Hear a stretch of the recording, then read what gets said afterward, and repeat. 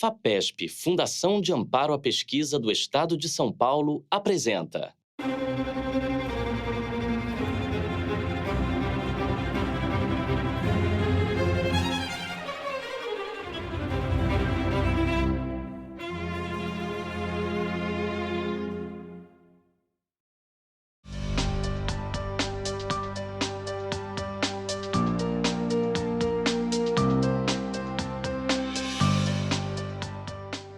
Os combustíveis, eles são fundamentais para qualquer coisa que se faça no planeta. É através dos combustíveis que se operam máquinas, que se operam automóveis, que se operam aviões, né? No entanto, o petróleo é extremamente poluente e ele é retirado do subsolo e emite carbono para a atmosfera e gera mudanças climáticas globais. O Brasil é um exemplo mundial de como utilizar um combustível renovável e de forma sustentável. Porém, nós podemos ser ainda melhores. Nós podemos melhorar a produção de cana-de-açúcar e podemos aumentar significativamente a produção de etanol.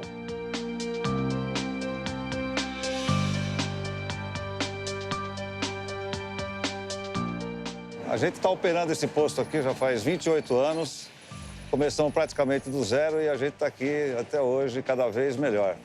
Há 30 anos atrás, praticamente, tudo era muito diferente, né?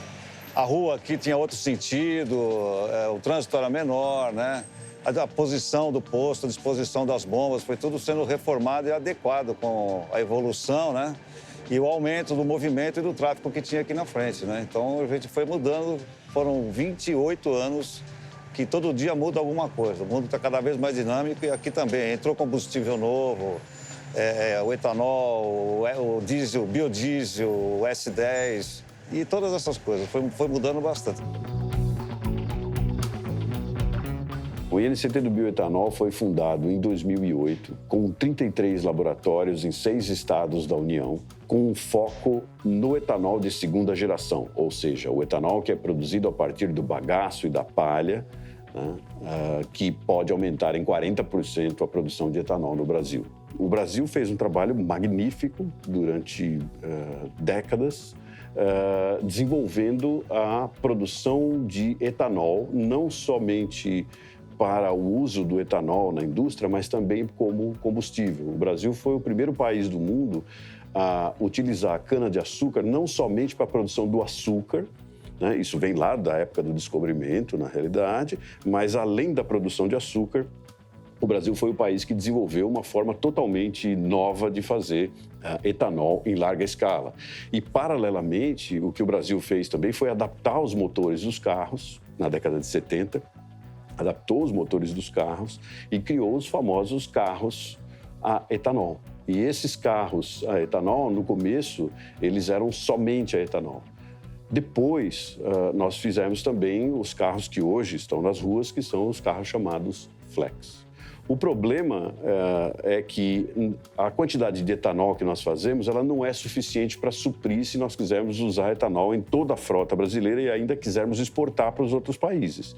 Então, o que nós precisávamos fazer era pegar mais açúcar da cana-de-açúcar e tentar transformar esse açúcar num açúcar que as leveduras são o mesmo tipo de organismo que a gente usa para fazer cerveja e que se usa para fazer etanol, né? As leveduras metabolizam esses açúcares e produzem etanol. Quando elas se desenvolvem nas dornas de fermentação que produzem o etanol que a gente põe no automóvel, elas vão até cerca de 18% de etanol, né, dentro do líquido, e se passar disso, as leveduras morrem. Mas essas leveduras se desenvolvem usando os açúcares e produzindo etanol, como eu disse. Então, o que nós precisaríamos? Nós precisaríamos arrumar mais açúcar. Onde estão esses açúcares? Exatamente na parede celular. Eles estão na celulose, nas hemiceluloses e nas pectinas. Só que em 2005, 2006, nós não tínhamos a mínima ideia do que era a parede celular da cana-de-açúcar. Ninguém tinha estudado isso antes. Então, a partir dessa época, nós montamos uma série de projetos no Brasil, onde nós tínhamos como objetivo estudar formas de entender o que era essa parede celular, conseguir tirar esses açúcares para dar esses açúcares para as leveduras e, com isso, produzir mais etanol.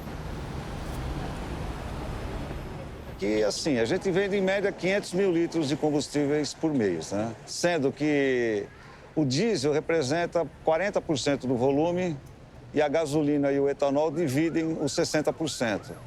E a proporção de cada combustível se dá de acordo com a época que a gente vive, né? Porque o consumo do etanol é sazonal.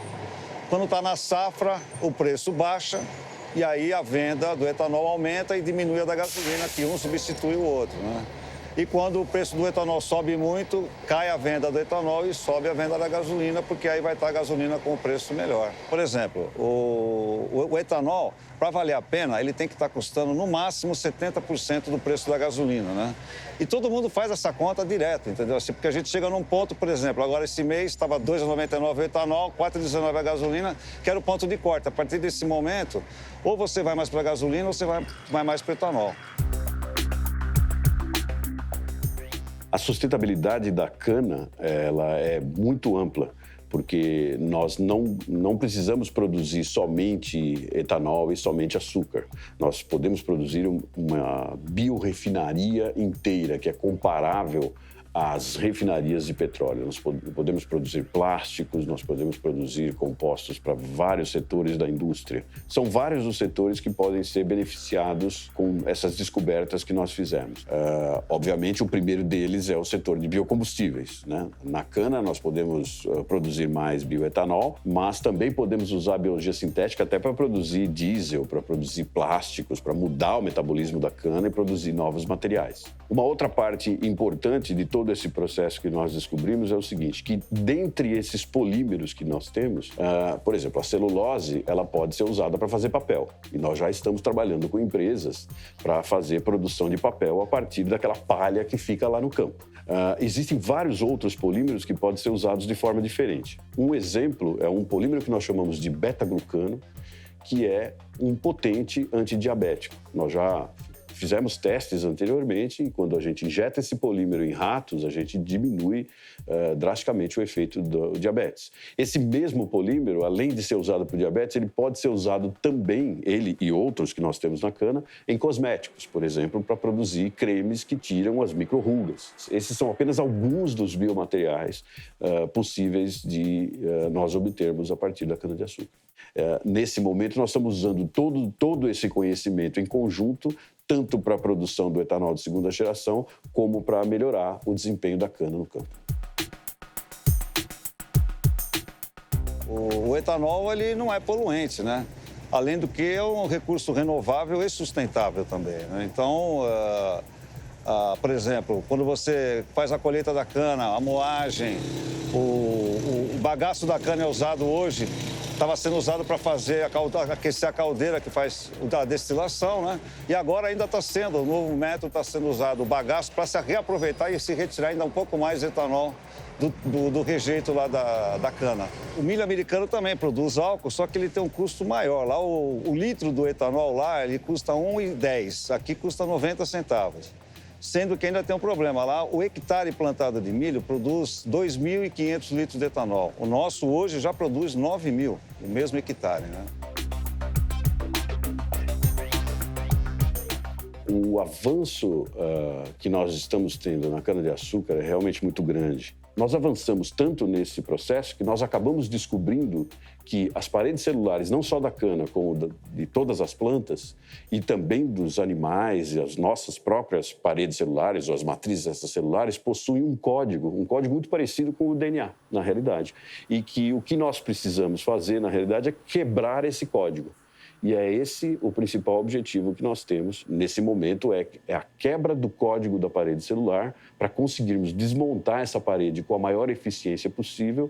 Tudo isso porque essa desmontagem ainda é a parte mais cara da produção do etanol, que nós chamamos de etanol de segunda geração. Para que se tenha uma ideia, esses custos estão da ordem de 20% de todo o processo, o que é muita coisa quando a gente pensa em produção de biocombustível. Então, essa planta está se transformando numa das plantas principais, num dos modelos principais que o Brasil produziu, né, para a agricultura do futuro. A cana-de-açúcar brasileira, ela tem um potencial gigantesco.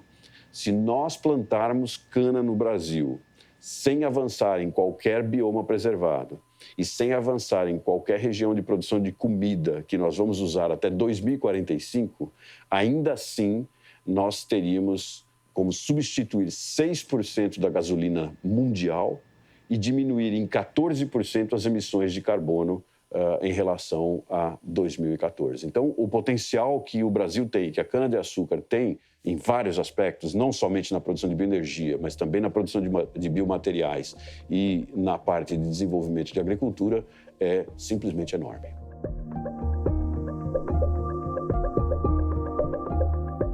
A FAPESP é importante para o INCT e para vários projetos de pesquisa, porque sem o financiamento é simplesmente impossível de se fazer pesquisa. É a FAPESP que vai dar as bolsas para que os alunos possam trabalhar, é a FAPESP que nos dá o material de consumo, né, os reagentes que nós precisamos para trabalhar e também nos dá os equipamentos. Então, sem a FAPESP em interação com os sistemas da universidade, seria totalmente impossível produzir esses conhecimentos que nós produzimos nos últimos 10 anos. Tem um elemento que é muito importante em projetos como o do INCT e outros INCTs que tem no Brasil, que é a junção de pesquisadores que são da química, da biologia, da matemática, às vezes da sociologia, né, da agronomia. Então, essa junção interdisciplinar, né, de pesquisadores é o que leva a gente a conseguir dar uma resposta para a sociedade, que é, nesse caso, a produção de um biocombustível, dar uma resposta para a sociedade que vale muito mais do que o dinheiro investido em cada um dos grupos. Então, é muito importante que as pessoas tenham a consciência de que, quando você utiliza uma tecnologia, essa tecnologia é a ponta de um enorme iceberg de conhecimento que vem, às vezes, de 200, 300 anos atrás.